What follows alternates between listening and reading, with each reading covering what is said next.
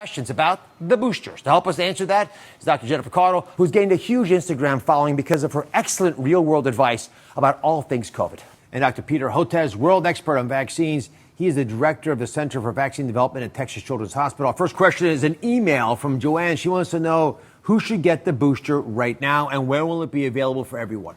Well, I think before the end of the year, certainly, I think it's likely that everyone who's gotten either of the two mRNA vaccines, Pfizer-BioNTech or Moderna, or the J&J vaccine will get an extra immunization. So 3 doses for the Pfizer-BioNTech, 3 doses for the Moderna, and 2 doses for the J&J vaccine.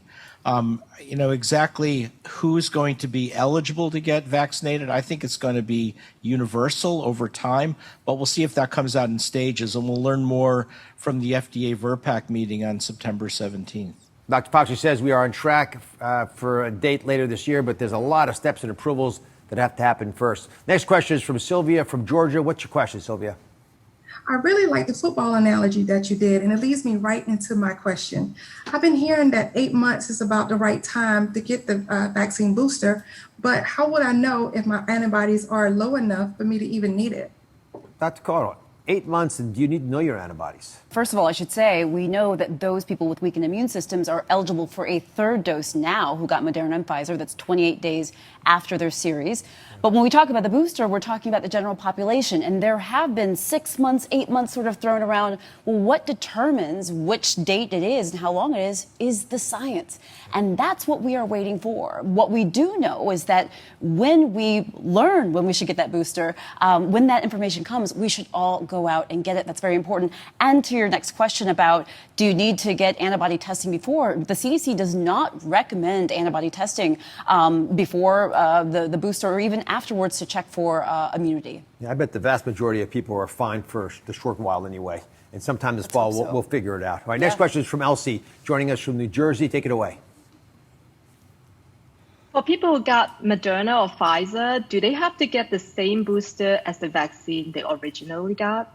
Dr. Hotez, again, this is very specific. If you got the Moderna or Pfizer, the 2 mRNA vaccines, do you have to get the same kind of vaccine? And do you have to have the same company's vaccine that you originally got if you go for a booster? Well, it might. And the problem is there's not a lot of data on mixing and matching. So the companies will most likely provide a lot of data for what we call a homologous immunization or a homologous booster, meaning the same one.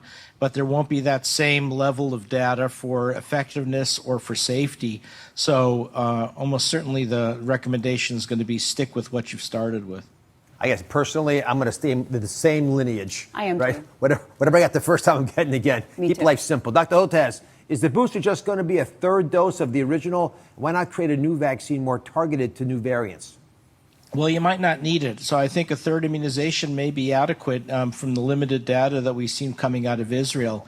The way, Dr. Oz, I look at it, I think in many respects, these vaccines were always going to be 3-dose vaccines. Here's why.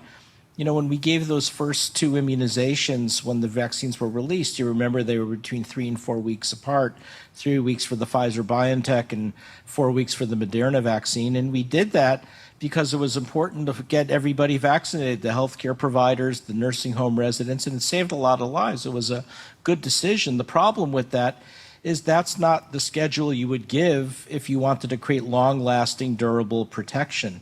And, we do this every year for the kids, right? We give a series of fast primary immunizations every 8 weeks apart. And then a year later or 6 months later, we boost. And that's what gives you long-lasting, durable protection. So in some ways, this was always going to be a 3-dose immunization for the mRNA vaccines and a 2-dose for the J&J. I just think we probably didn't do an adequate job messaging that, at least from the federal government. Let me follow up on something that you hinted at. Israel, which is a few months ahead of the rest of the world due to their lightning fast initial vaccine rollout, they're already given the 3rd dose to everybody. And now they're talking about the possibility of a 4th shot. So we're going to want to know, when's this going to end? And that's a rational argument to make. Are we going to need a 4th and a 5th vaccine every 6 months, every 8 months? So I don't think so. And I was a little surprised, I have to tell you, when I heard about that 4th immunization for me, it doesn't make a lot of sense. The third one makes a lot of sense because that's what, if you wait a few months and then boost, that's what gives you long-lasting, durable protection. I would have thought that's going to be it for a while, for a period of several years. So I was a little surprised by that possible fourth immunization. I don't know that that's hard and fast. I actually don't think we're going to need an annual booster, but this is a new pathogen and remains to be seen. But I'm hopeful that will be not one and done or two and done, but three and done, at least for the mRNA vaccines. And if you say 3 and done is the magic number, if you actually had COVID, would that count as one of those threes? It does in some parts of the world, some countries. So here's what we know. If you've been infected and recovered, your protection level is very variable. Some people have long-lasting protection, but many do not, have almost no protection, and they get reinfected pretty quickly. So that's the reason why you get vaccinated. And those individuals seem to do really well. They're resilient against the variants. They have longer-lasting protection. But here's what we don't know, Dr. Oz. We don't know, should you only get one immunization or should you get the full series again? And I think right now the prudent thing to do is to go ahead and get the full series, get the full set of immunizations. All right, Dr. Hotez, thank you very much. I appreciate your time as always. Thank you. We'll be right back.